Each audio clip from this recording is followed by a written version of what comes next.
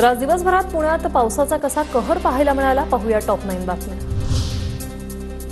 पुण्यातील लवासा परिसरात सर्वाधिक 417 मिलीमीटर पावसाची नोंद। मुसळधार पावसामुळे पुणे जिल्ह्यातील नद्यांना पूर।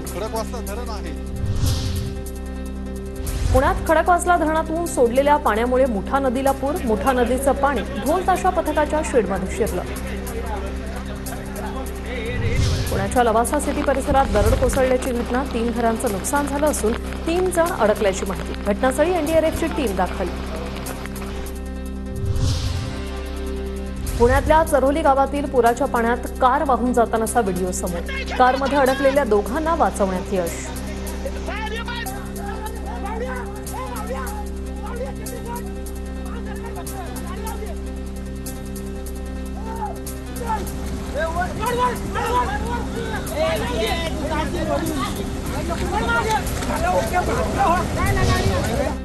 मावळ आणि मुळशीमधील पर्यटन स्थळांवर 4 दिवस बंदी। ताम्हिणी परिसरात 556 मिलीमीटर पावसाची नोंद।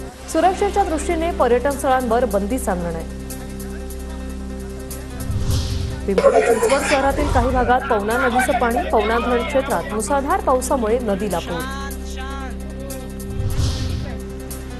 पुणे आणि पिंपरी चिंचवडवरून आळंदीला जोडणारा पूल पाण्याखाली। तब्बल 18 वर्षांनी भीषण परिस्थिती।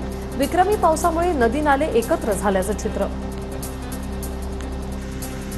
दमदार पावसामुळे पवना नदी धरणातील पाणीसाठा 67% वर। पवना नदीकाठच्या नागरिकांना सतर्कतेचा इशारा।